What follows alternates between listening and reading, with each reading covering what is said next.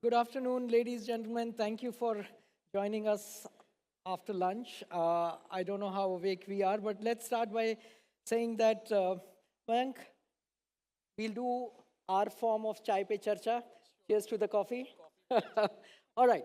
So, a quick question to all of us here. How many of you have heard of Mohanlal Sons? Show of hands. One. Oh, that's nice. That's nice. So, I'm sure you guys know what they do, right? They have been always in Indian ethnic wear, men's only. Thank you. Now, I normally don't dress up like this, but because I was doing this, I decided to put on something that puts me a little more on the Indian ethnic wear brand. And the first thing that he said when he saw this, he's saying, "This is not from my store." So yeah, I didn't know when I bought this, I didn't know Mohanlal and Sons. And that's the story that we're going to talk about. They've been around for 144 years now. Yes, 145th year going on. 145 years, and then there's this little me saying I didn't know they existed. So that's bad, but there must be a story behind this. So the brand actually has a long story. So this was actually a brand run by the British. Oh, So okay. it was Mr. and Mrs. Clark used to run this brand. They started this in 1881. So at that time, it was a tailoring and draping, small tailoring draping house. We used to tailor for the viceroy at that time, the Rajas and the Maharajas. So in 1945, when it was the time for the British to leave, so my great grandfather Lala Mohanlal ji took over the business from the British, and along that came our Connaught Place showroom Okay. as well. And at that time, there was a whole Swadesi movement. So he renamed it to Mohanlal Sons. Oh, interesting. Okay. And which year was this, you said? This was 1945. 1945. Yes. I'm guessing you were not born then. Um, I was just Okay. no, not at all. Yeah. All right. But, and of course, then the family has been in the business. Your grandfather Yeah, took so it, my your great father. grandfathers, took over the business. Then my grandfather was there till about 1980 is when my father joined the business. Then I joined the business in about 2007 Okay. when I joined the business. All right. It's been 4 generations So, of our family running the business. right from the time you were born, I'm guessing you've been in this big business, renowned Dukandar family, right? I'll tell you, this is a very interesting question I'd like to ask. I come from a tech background, and my son is also a software engineer today. When we talk in the family, it's obvious that we are techies because if we are explaining a situation, we literally say if this, then ta ta ta, else this, else this. So it sounds like very pseudocode, very techie. आपके साथ something like this happened? One Were of the you first like, one of the first things I remember hearing was आती हुई लक्ष्मी को कभी मना नहीं करना चाहिए. there you go. Those are the insights of Dukandar family. But now today, Mayank, we're talking about saying 144-year-old retail startup. So what's the startup angle to this oldest retail? The reason we've been able to survive for so long, most businesses don't survive beyond the second generation. So, that is usually the myth is that, the first generation creates, the second sustains, and the third destroys it all. I've tried to, plunder a bit, but, I haven't been able to achieve that yet. But jokes apart, so, we've always been changing as well. So I think we really live by the motto, the online constant is change. So, when we took over the business, tailoring and draping was the form. In the early 90s, in the late 80s actually, the Madura garments of the world, Louis Philippe, Van Heusen, Arrows of the world came. So we became the largest sellers of those. We switched over to being primarily a ready-made player.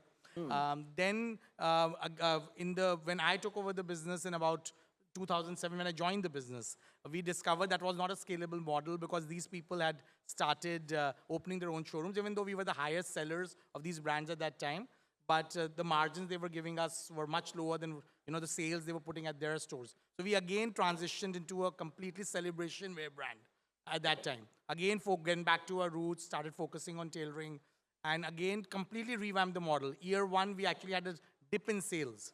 And I was a little nervous because I'd convinced my father to do this. So from year two onwards, God was kind, and now from that journey when I joined, we had one store, and now we have almost 40 stores in 21 different cities. So the way we've survived is every generation has, changed and evolved and taken the business to new heights.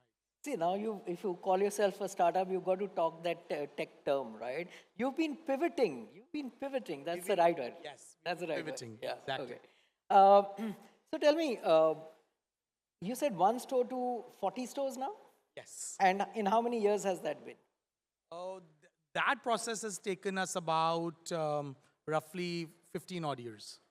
But I associated with you about 5 years ago, Yes. right? 5 years ago, you were, I think, 6 or 7 stores, if I Yes. remember right. That is right. So you're, So we're still paying you that same old retainer, though.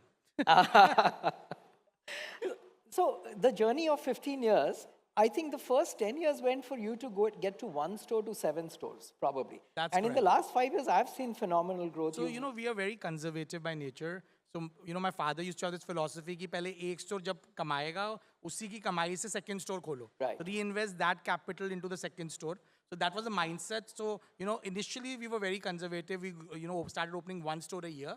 But luckily, when all the stores were profitable, so then we started scaling that up. And during COVID, when most brands were shutting shop, our stores, we were financially sound. All our stores were profitable. So we were able to get some very good and exciting deals. We were able to get better locations at a lower price. So we really scaled up after that. So in the last 5 years, we've almost quadrupled the business. Oh, that's amazing. That's a startup story, definitely. Yes, yes.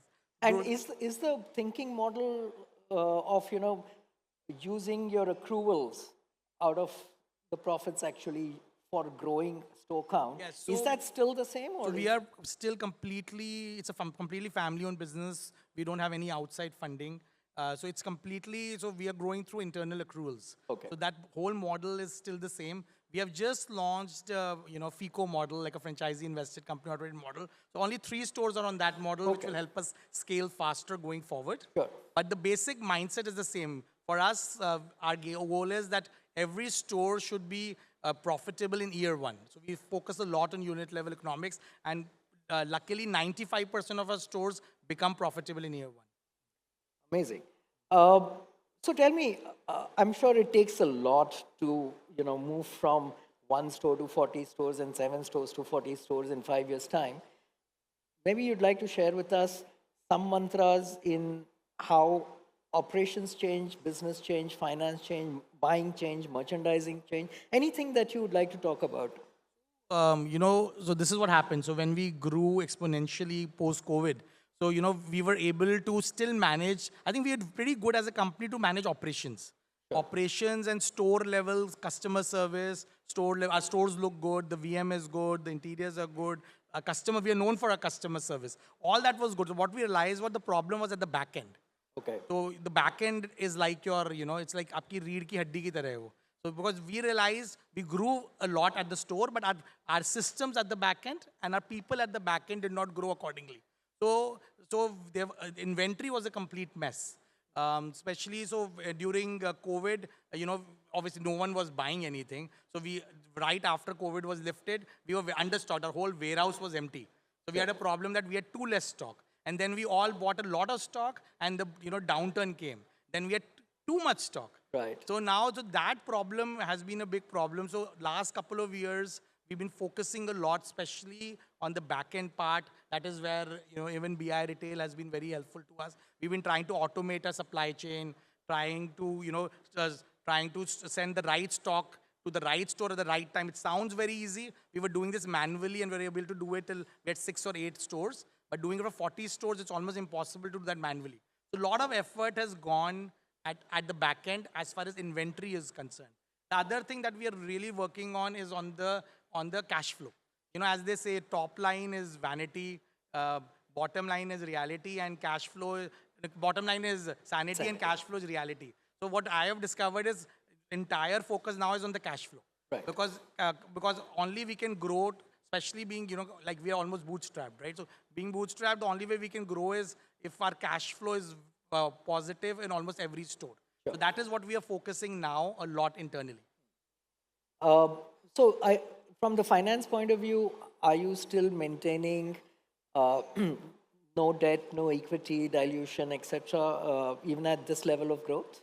Sorry, what was that again? Are you still maintaining the philosophy of not taking borrowings, not having equity dilution? We have a small working capital limit that we have from the bank, but as of now we have no immediate plans of having any outside investment.